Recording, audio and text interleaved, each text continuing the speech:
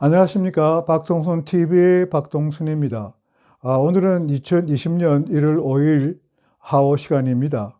오늘은 최근 영상에서 말씀드린 4월 총선에 관하여 다시 말씀드리려고 합니다. 그만큼 이 문제가 시급하고 중요한 문제이기 때문입니다. 총선이 100여일 밖에 남지 아니했기 때문에 자유우파의 주축 세력이라고 할 수 있는 자유한국당이 박근혜 전 대통령 탄핵에 대한 책임 문제 등을 둘러싼 당내 갈등과 대립을 해소하고 당을 재건하여 총선에 임하기에는 때가 이미 늦었다고 할 수 있을 것입니다. 그리고 한국당이 취해온 과거의 행보, 곧 진정한 보수 정당으로서 한 번도 참모습을 보여주지 못한 데 대한 국민의 실망으로 한국당은 지금은 대다수 국민, 심지어 보수 우파 국민들의 관심 밖에 있는 것도 사실입니다. 그리고 선거 이전에 국민의 관심을 회복할 수 있는 시간적 여유도 없습니다. 먼저 당 내분을 해결해야 공천도 시작할 수 있을 것이고 전망이 불투명한 야당 통합도 추진할 수 있을 것입니다. 그리고 공천과 야당 통합이 단시일 내에 순조롭게 끝날 것이라는 전망도 없습니다. 가장 중요한 것은 지금 말씀드린 바와 같이 한국당은 이미 국민의 관심의 대상이 아니라는 것입니다. 시간은 가고 선거일은 다가오는데 자유우파의 총선 대책이 암울하기만 합니다. 이러한 상황에 이제 더 이상 자유한국당에게만 내년 총선을 맡겨놓을 수 없는 이유인 것입니다. 최근의 여론조사에서 정부 여당인 더불어민주당에게 20% 이상의 차이로 뒤지고 있는 한국당의 처지가 이것을 말하고 있습니다.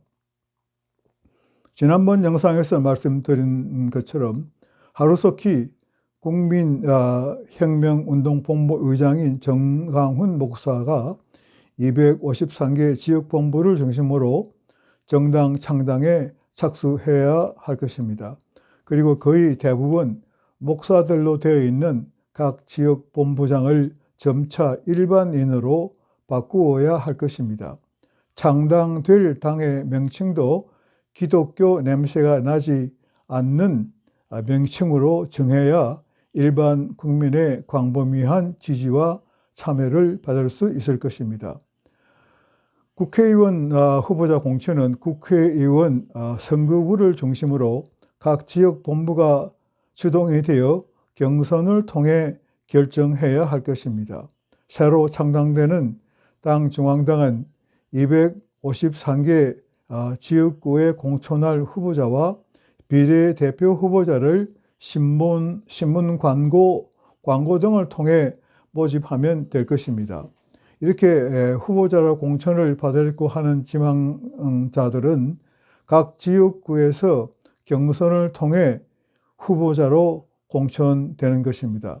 당내 경선은 각계각층, 각 직종별, 남자와 여자, 각 연령층, 특히 젊은이들 중에서 유능한 인사를 광범위하게 개발하여 새로운 사람을 공천할 수 있는 제도입니다. 그리하여 구시대의 정치인들을 배제함으로써 한국 정치에 새로운 활력을 불어넣을 수 있을 것입니다. 경선 행사 자체가 큰 선거 운동 효과를 창출하여 선거 바람을 불러일으킬 수 있을 것입니다. 정당 결성과 동시에 중앙당에 총선 대책단을 설치하여 본격적으로 선거 전략을 세우는 일에 착수해야 할 것입니다. 오늘 4월 총선에 관한 논평을 이것으로 마칩니다. 경청해 주셔서 감사합니다.